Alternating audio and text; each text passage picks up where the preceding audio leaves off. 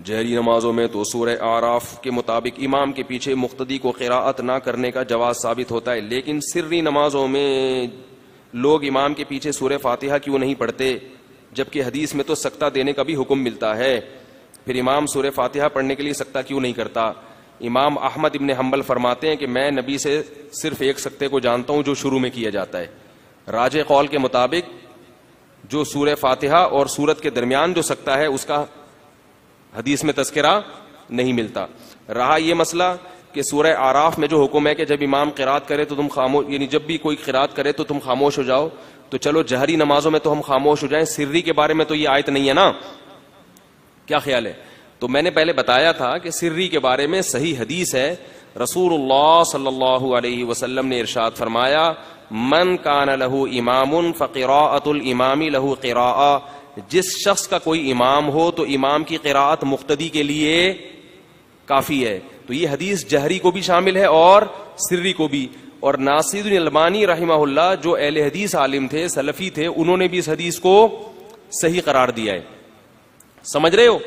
دوسری حدیث کہ دوسری ایک بات یہ کہ جو حضرات یہ کہتے ہیں کہ حدیث میں آتا ہے کہ لا صلاۃ لمن لم یقرأ بفاتحۃ الکتاب، جو شخص سورہ فاتحہ نہیں پڑھتا اس کی نماز نہیں ہوتی، یہ ہے نا حدیث میں، تو یاد رکھو پوری حدیث یہ نہیں ہے، پوری حدیث میں صحیح مسلم میں ہے من لم یقرأ بفاتحۃ الکتاب فصاعدا، جو سورہ فاتحہ پلس آگے سورت نہیں ملاتا اس کی نماز بولو بھائی نہیں ہوتی، پوری حدیث یوں ہے۔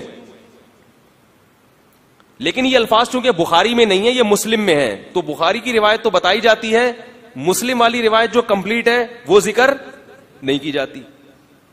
تو الفاظ حدیث کے کیا ہوئے؟ جو فاتحہ نہیں پڑھتا اور آگے مزید قرات نہیں کرتا۔ تو جب آپ امام کے پیچھے کھڑے ہوتے ہو تو سب اس کے قائل ہیں کہ قرات جو فاتحہ کے بعد والی قرات ہے وہ نہیں کرنی، سمجھ رہے ہیں نا؟ چاہے جہری نماز ہو چاہے سری نماز ہو، اس قرات کا کوئی بھی قائل نہیں، جبکہ حدیث میں آتا ہے کہ اس قرات کے پتہ چلا کہ وہ امام اگر وہ قرات کر لے تو گویا آپ نے قرات کر لی ہے، وہ کیونکہ امام کی قرات مقتدی کے لیے کافی ہے۔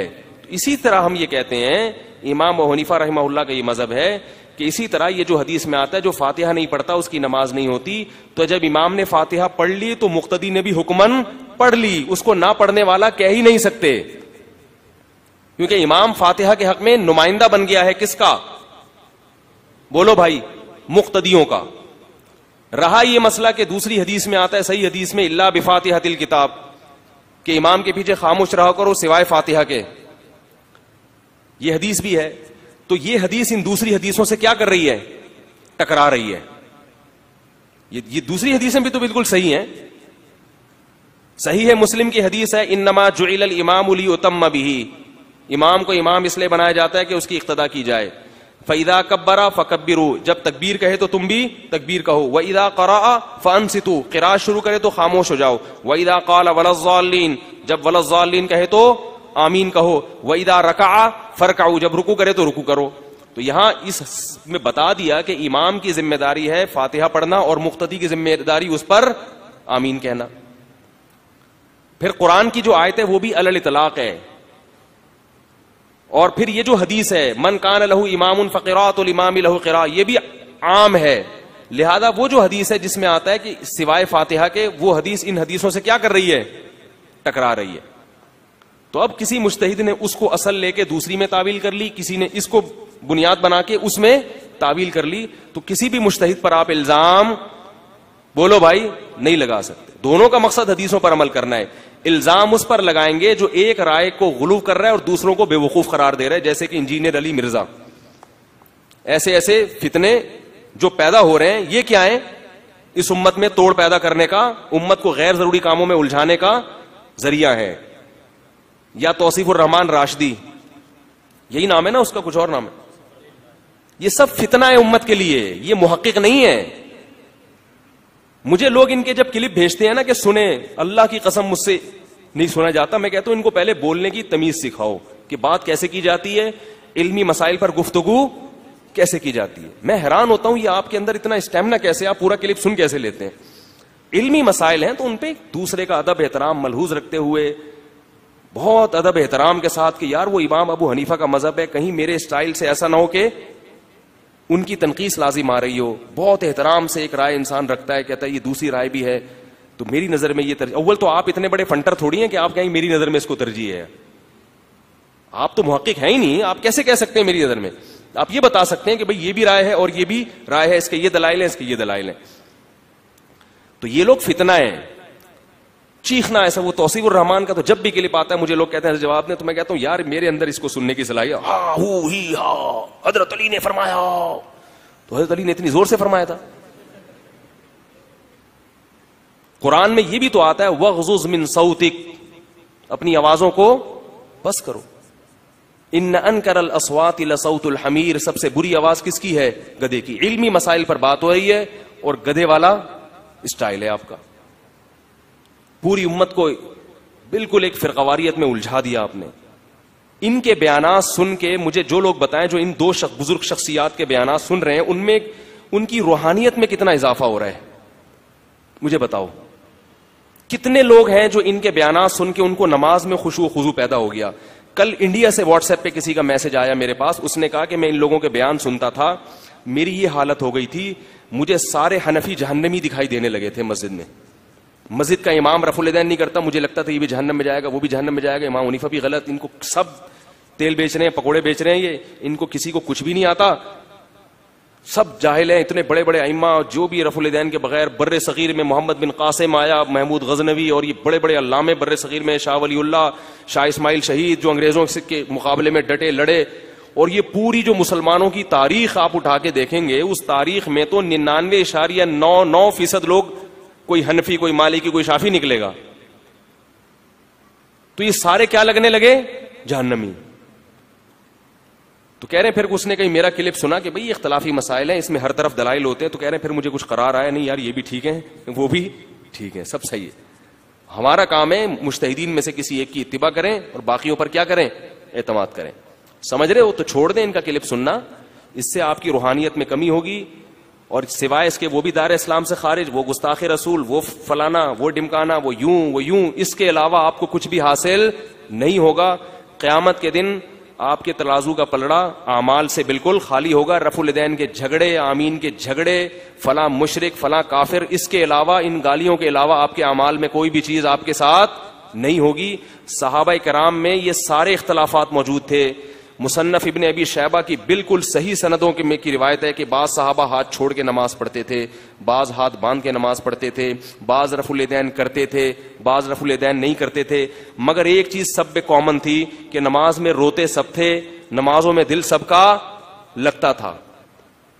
تہجد میں لمبی لمبی تہجد کی نمازیں پڑھتے تھے. وطر کوئی ایک رکعت کا قائل تھا, کوئی ایک رکعت کو جائز نہیں سمجھتا, 3 رکعت وطر کا قائل تھا. لیکن جو 1 رکعت کے قائل تھے وہ بھی 1 رکعت میں پورے قرآن پڑھ لیا کرتے تھے. جو 3 رکعت کے قائل تھے وہ بھی تیسری رکعت میں پورے قرآن پڑھ لیا کرتے تھے.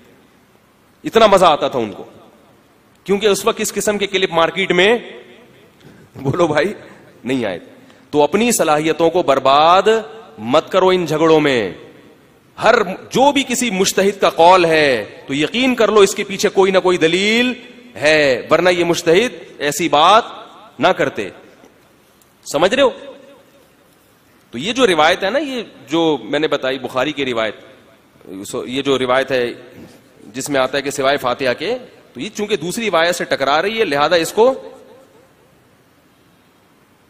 یا تو منسوخ قرار دیا گیا ہے یا اس میں تعویل کی گئی ہے, کیونکہ آگے الفاظ میں آتا ہے اقرأ بہا فی نفسک, کہ اپنے نفس میں پڑھو. تو نفس کا معنی دل بھی ہوتا ہے. تو بعض ائمہ نے اس کی تعویل یہ کی ہے کہ اس سے مراد ہے دل میں اس کے معنی مفہوم پہ اچھی طرح غور کرو. تو ویسے تو باقی صورتوں کے بارے میں بھی غور کرنا ہے, لیکن اس کے بارے میں زیادہ تاکید ہے. تو اقرأ بہا فی نفسک کے الفاظ ہیں. پھر بھی اس پہ بہت کچھ ہے. اگر کسی نے تحقیق کرنی ہے نا تو ایک کلپ سے تحقیق نہ کرے. اس کے بارے میں مولانا سرفراز خان صفدر صاحب کی کتاب ہے فاتحۃ الکلام خاتمۃ الکلام فی القراءۃ خلف الامام, وہ کتاب پوری پڑھیں. ایک صاحب نے مجھے کہا بخاری کے حوالے نہیں دے رہے, اپنے بزرگوں کی کتابوں کے حوالے دے رہے ہو. تو اللہ کے بندو اس میں حدیثوں ہی کے حوالے سے انہوں نے ثابت کیا ہے. آپ بھی تو یوٹیوب کے حوالے دے رہے ہو, انجینئر کے حوالے. تو جب آپ مجھے انجینئر کے حوالے دیتے ہو تو میں کہتا ہوں انجینئر کون ہوتا ہے, تو آپ فوراً یہ کہتے ہو نا کہ انجینئر نے حدیث کوٹ کی ہے. تو میں بھی کہہ رہا ہوں مولانا سرفراز خان صفدر صاحب نے جو کتاب لکھی ہے اس میں کیا کوٹ کیا ہے؟ تورات اور انجیل سے نہیں لکھی، وہ سب حدیثوں سے مزین ہے. اس میں پورے دلائل کے ساتھ انہوں نے اپنی یہ تحقیق ثابت کی ہے کہ راجح قول قرآن و سنت کی روشنی میں یہ ہے کہ امام کے پیچھے فاتحہ نہ پڑھی جائے. وہ پوری کتاب پڑھ لیں آپ اگر تحقیق کرنے کا شوق ہے. پھر بھی ہم کہتے ہیں ہماری تو رائے یہی ہے کہ نہیں پڑھنی چاہیے، پھر بھی ہم پڑھنے والوں پر کیچڑ بولو بھائی نہیں اچھالتے. ٹھیک ہے بھائی، ہماری تحقیق یہی ہے کہ رفع الیدین نہ کرنا بہتر ہے، کرنے والوں پر کیچڑ نہیں اچھالتے. وہی دونوں طرف دلائل ہیں. یہ جو کہتے ہیں نا کہ رفع الیدین کی حدیثیں کم ہیں، کرنے کی حدیثیں زیادہ ہیں، یہ کوئی اصول ہی نہیں ہے کہ جس چیز کی حدیثیں زیادہ ہوں وہ کرنا چاہیے، جس کی کم ہو یہ اصول ہی نہیں ہے. جو کرنے کی چیز ہوتی ہے اس کو بیان کیا جاتا ہے. رفع الیدین کرنے کی چیز تھی تو صحابہ نے اس کو بیان کیا. جب آپ نے بغیر رفع الیدین کے نماز پڑھی تو جو وہ نئی کام رفع الیدین نہیں کیا نا تو اس کو ہائی لائٹ نہیں کیا گیا. اس کا پھر صحابہ کے فتاوی سے پتہ چلتا ہے، تابعین کے عمل سے پتہ چلتا ہے. اب اگر احناف نے اس میں عبداللہ بن مسعود کے عمل کو لے لیا کہ یار ساری زندگی نبی کے ساتھ رہے ہیں اور وہ رفع الیدین کے بغیر نماز پڑھتے تھے اور اس پر روایات کی ہمیں ضرورت نہیں ہے، عبداللہ بن مسعود کا عمل تواتر کے ساتھ چلا آ رہا ہے، تو اتنے بڑے فقیہ جب 24 گھنٹے نبی کے ساتھ رہنے والے اگر وہ نہیں کر رہے تو ہم اس میں ابن مسعود کی تقلید نہیں کر رہے، اس میں نبی کی تقلید ہو رہی ہے. ان کا عمل اس بات کی دلیل سمجھا گیا ہے کہ یار رسول اللہ صلی اللہ علیہ وسلم نہیں کرتے ہوں گے. اس پہ پھر بعض لوگوں کو اشکال ہوگا کہ عبداللہ بن مسعود تو تطبیق کیا کرتے تھے، رکوع میں گھٹنوں کے درمیان ہاتھ رکھ کے رکوع کرتے تھے، تو پھر ان کا یہ عمل بھی اس کی دلیل ہونی چاہیے. تو بھائی عبداللہ بن مسعود کے کسی شاگرد نے اس عمل میں عبداللہ بن مسعود کو فالو نہیں کیا اور عبداللہ بن مسعود نے ان کو تنبیہ بھی نہیں کی. تو یہ اس کی علامت ہے کہ عبداللہ بن مسعود خود اس عمل کو اتنی ویلیو نہیں دیتے تھے. وہ جانتے تھے کہ نبی کی یہ سنت متروک ہو چکی ہے، لیکن انہوں نے اس نیت سے کیا ہوگا کہ بھائی یہ بھی ایک عمل ہے تاکہ لوگوں کے سامنے یہ بھی زندہ رہے. لیکن رفع الیدین کے معاملے میں عبداللہ بن مسعود کے جتنے شاگرد ہیں وہ سب ترک رفع الیدین کے قائل ہیں. پورا اہل کوفہ جو عبداللہ بن مسعود اور حضرت علی سے جن کا سلسلہ جا کے ملتا ہے وہ تمام کے تمام کس کے قائل رہے ہیں؟ رفع الیدین نہ کرنا. اگرچہ ان میں بعض سے احیاناً رفع الیدین کرنا بھی ثابت ہے، تو ہم بھی کوئی حرام تھوڑی کہتے ہیں، ہم کہتے ہیں نہ کرنا افضل ہے، اگر کبھی کوئی کر لے تو بھی ٹھیک ہے. ایک صاحب مجھے کہنے آپ کر کے دکھائیں، میں نے کہا آ جاؤ ابھی کر کے دکھاتا ہوں، نماز پڑھ لیتا ہوں. اس میں کتنا ٹائم لگتا ہے یار، یہ کوئی اتنا بڑا مسئلہ تھوڑی ہے. تو بنا لیا ہے اس کو. کیا ہو رہا ہے شام میں، حالات کیا چل رہے ہیں مسلمانوں کے، فلسطین میں کیا حالات چل رہے ہیں، اور پوری دنیا میں کیا مسلمانوں کے حالات چل رہے ہیں. فجر پڑھتا نہیں ہے ایک آدمی، مگر رفع الیدین کی تقریریں اس کو اچھی طرح رٹی ہوئی ہیں. تو چھوڑ دو ان مسائل میں مت پڑھو، یہ ہو چکے ہیں. اس میں لوگ کہتے ہیں اچھا اصل میں مولوی لوگ اپنی دکانیں چمکانا چاہتے ہیں، تحقیق سے ہم کو ہٹا کر اپنی دکانیں. تو یہ بھی تو ممکن ہے جو تمہیں تحقیق میں لگا رہا ہے وہ اپنی دکان چمکانا چاہتا ہو، کیونکہ پوری تحقیق آپ نہیں کر سکتے، آپ کو اس کی حوالوں پر اعتماد کرنا پڑتا ہے. یہ بھی تو ممکن ہے دکان وہ چمکاتا ہے جو پوری امت سے ہٹا کے اپنی طرف کھینچ رہا ہے.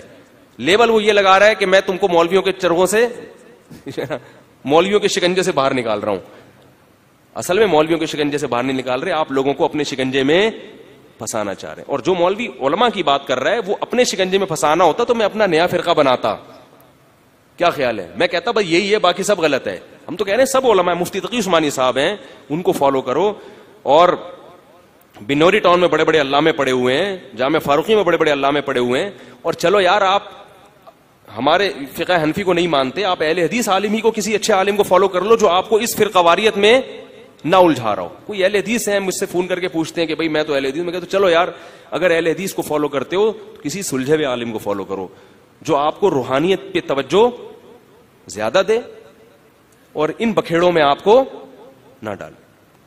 ہمارے بعض اکابر سے اہل حدیث بھی بیعت تھے اور انہوں نے کبھی ان اہل حدیثوں کو زبردستی مجبور نہیں کیا حنفی بن. ابھی چند دن پہلے کسی کا فون آیا میرے پاس، پتہ نہیں یو کے سے آیا یا امریکہ سے، اس نے بتایا کہ ہم لوگ اہل حدیث ہیں لیکن ہمارے جو والد تھے یہ وہ شیخ الحدیث مولانا زکریا رحمۃ اللہ علیہ سے بیعت تھے. تو بھائی ٹھیک ہے، ہماری رائے تو یہی ہے کہ ایک فقہ کو فالو کرو، اس میں عافیت زیادہ ہے، لیکن یہ رائے بھی ہم مسلط نہیں کر سکتے بھائی. ٹھیک ہے، کسی کے سمجھ میں آئے ٹھیک ہے، نہیں آئی تو اب یہ تو نہیں کہ ہم اس کو زبردستی مسلط کریں گے. تو اگر اسلام کی بیسک میں وہ ہمارے ساتھ متفق ہے، نماز پڑھتا ہے، روزے رکھتا ہے، زکوٰۃ دیتا ہے، امت کو فرقہ واریت میں نہیں الجھاتا، ٹھیک ہے، کوئی مسئلہ نہیں. سمجھ رہے ہیں کہ نہیں سمجھ رہے؟